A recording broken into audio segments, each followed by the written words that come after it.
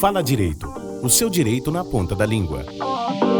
Este podcast é produzido por acadêmicos do curso de Direito da Católica de Santa Catarina e faz parte do projeto Observatório Católica de Cidadania, contemplado com recursos da FAPESC, Fundação de Amparo à Pesquisa do Estado de Santa Catarina. Bom dia, boa tarde ou boa noite. Sejam bem-vindos ao podcast Temeosia. Bom, o nosso podcast de hoje vai ser sobre o tema gênero e homofobia. Então, hoje nós trouxemos um convidado, Samuel. Ele vai se apresentar. Bom, meu nome é Samuel Santos Silva, eu tenho 31 anos. Eu sou um homem cis, homossexual, negro, de origem nordestina e de origem muito pobre, muito humilde. Isso é importante falar, tudo isso que eu falei eu não falei em vão, eu falei porque isso me torna quem eu sou. Profissionalmente, eu sou analista jurídico, trabalho como assessor de gabinete no Poder Judiciário Estadual. Sou graduado, em Direito, pós-graduado em Direito Público. Eu faço parte do grupo de trabalho Diversidades, que é do Tribunal de Justiça de Santa Catarina, e também faço parte do coletivo de Negras e Negras do Poder Judiciário Estadual. Então, eu escolhi o tema educação e a população LGBTQIA+. Por quê? Se hoje eu, mulher trans, estou aqui, eu devo a educação. Porém, quando a gente pesquisa a respeito, a gente percebe que a educação pode ter acontecer o contrário. Eu encontrei que, segundo uma pesquisa nacional no ambiente educacional no Brasil, em 2016, 73% dos jovens e adolescentes que se definiram como LGBT, afirmaram já ter sido agredidos verbalmente e 36%, inclusive, fisicamente. Uma pesquisa da Anistia Internacional nos Estados Unidos revelou que, em média, 30% abandonam a escola. E esses números assustam, e muito. Deixam a população LGBTQIA+, ainda mais em vulnerabilidade. E para você, Samuel, como foi no ensino médio? Você faz parte dos 70%? Então, eu só queria sair daquele lugar. As instituições, de um modo geral, para mim, foram ambientes extremamente traumáticos. E eu realmente faço parte desses que não assumiu. E isso é interessante dizer porque em nenhum momento eu disse que era homossexual. As pessoas disseram para mim. As pessoas um dia se sentiram no direito de exercer esse controle sobre o meu corpo, sobre a minha sexualidade e dizer, você se encaixa nesse quadrado aqui. Como você só se encaixa nesse quadrado, é isso aqui que a sociedade tem para você. E aí também é um dado que hoje o Brasil é a sede da maior parada LGBTQIA+ do mundo. E mesmo assim, hoje o Brasil é considerado o pior lugar para pessoas da comunidade LGBT morar, O Brasil, em média, mata 243 pessoas LGBT por ano. É interessante a gente analisar esse dado, porque às vezes não basta estar na lei, não basta estar no papel. Porque a Constituição fala que somos todos iguais desde 88. O homicídio, ele é o último ato, ele é o ato mais grave. E a homofobia, ela não é só isso. Existem várias formas de agressão. Mas só quem está ali sabe, porque percebe no olhar, porque já estava vivendo aquilo há 30, 40 anos e não precisa que a pessoa fale. Eu sempre tento trazer o seguinte, que rir disso, consumir esse tipo de produto, esse tipo de arte, esse tipo de serviço, eu também estou contribuindo. A questão é que quando eu subo no palco, num púlpito, para dizer que determinada pessoa, por determinado tipo de comportamento, ela tem que morrer, eu estou deliberadamente escolhendo ofender aquela pessoa. Porque é possível você pregar, é possível você ler a Bíblia, é possível você acreditar, é possível você ser cristão, sem trazer essa interpretação e sem trazer isso como bandeira. A homossexualidade, o termo, ele é muito recente. Ele surge, se eu não me engano, no século XIX. Mas esse comportamento ele já existia desde que o mundo é mundo. Só não existia esse termo, quando a gente fala da Grécia Antiga, era o homem que era considerado o cidadão, o ser político era o homem. E esse homem, ele era simplesmente considerado um ser sexual. Não tinha essa noção dele se relacionar somente com mulher. Não era relevante na época. Até que, né, com o decorrer dos séculos e a predominância do cristianismo, principalmente no Ocidente, surge esse controle. Michel Foucault, ele fala sobre isso no livro A História da Sexualidade, quando ele explica como que surgiu essa necessidade de controlar o corpo do outro. Para controlar, primeiro, eu vou rotular. Depois de rotular, eu tenho que separar. Tem outro livro do Foucault que são os anormais. E aí ele explica pra gente como que algumas questões foram selecionadas para discriminar certos grupos. Inclusive questões mentais, deficiências mentais, no início era tratada simplesmente como, tipo, não precisa tratar, eu tenho só que afastar, prender ela em algum lugar, que depois nós chamamos de manicômio para tentar dizer que estava tratando. E isso é feito com os homossexuais, com as pessoas trans, com as mulheres que exigiam liberdade. Então, se uma mulher exigia um pouquinho mais de liberdade, por exemplo, estudar, não, ela é louca, ela tem que ser internada. Aqui no Brasil tinha um manicômio em Minas Gerais, que agora eu esqueci o nome, mas ele é retratado no livro, O Holocausto Brasileiro.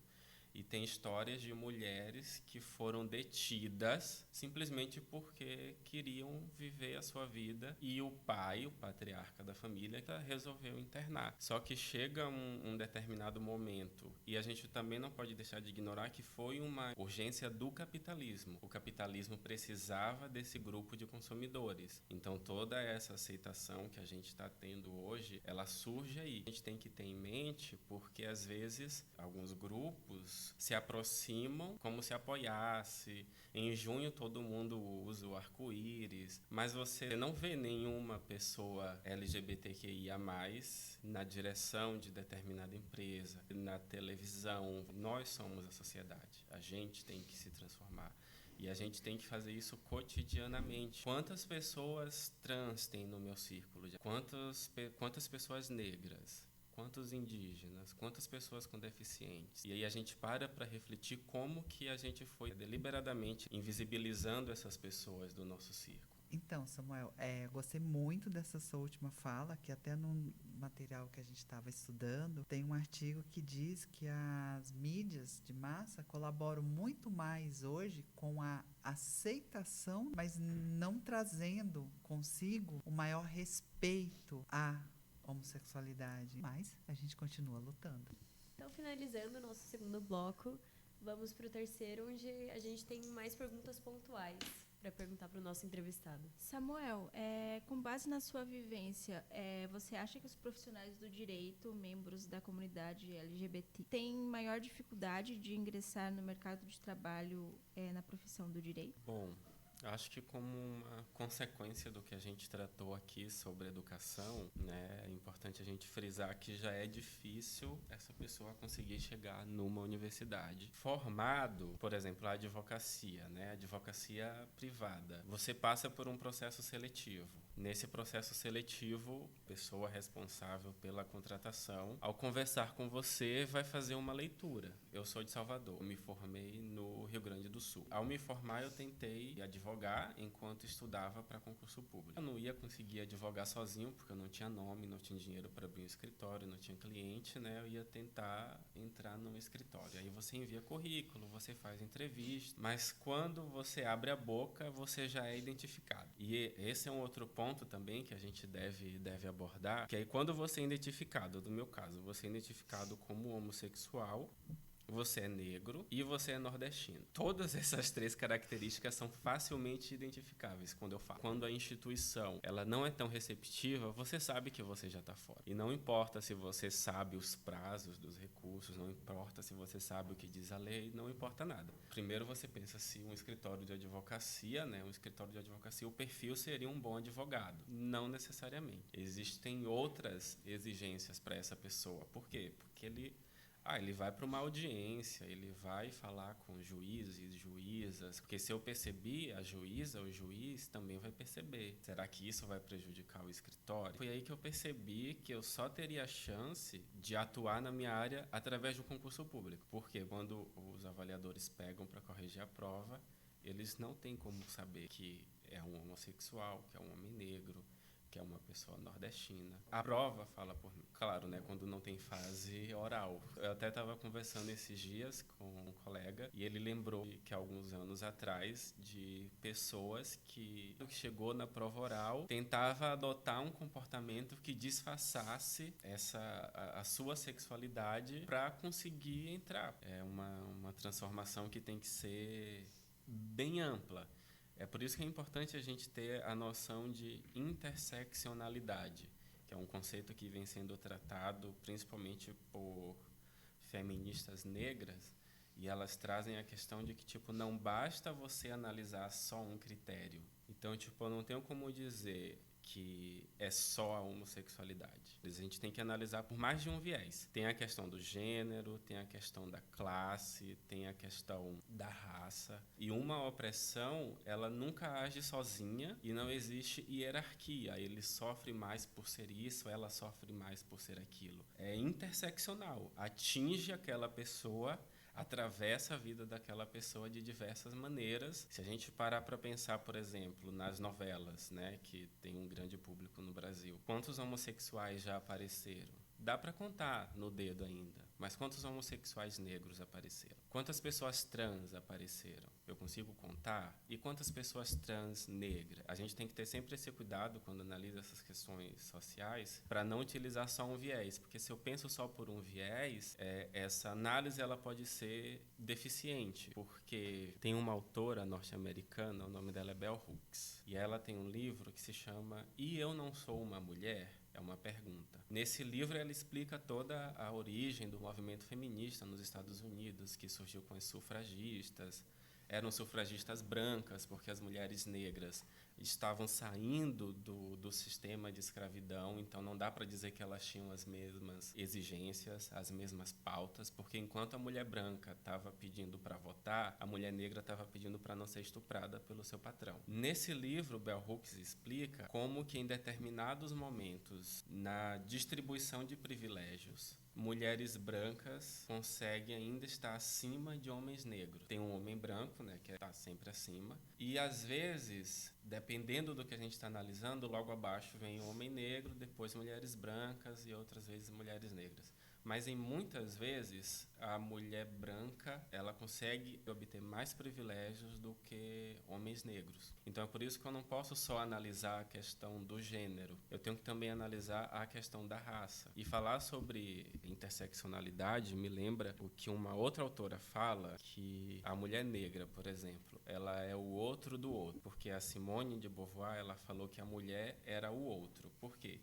Todo o conceito de ser humano, de ser pessoa, que a gente estuda, né, na faculdade, é sempre o homem. É o homem branco europeu. E aí a Simone ela vem e fala, a mulher ela é o outro desse ser perfeito que a sociedade criou, que é o homem branco. E aí vem essa outra autora e fala que a mulher negra ela é o outro do outro. Que se tem esse perfil de homem branco, e aí tem um outro perfil que é da mulher, é um perfil da mulher branca. E aí tem esse outro do outro que é a mulher negra. Faz ela afirmar também que, tipo, a mulher negra, ela luta junto com os homens negros contra o racismo. Mas a mulher negra também tem que lutar contra os homens negros quando se trata de sexismo. Então, ela tem essa questão da interseccionalidade, você tem que analisar como um todo, como todas essas formas de opressão atravessa aquele indivíduo.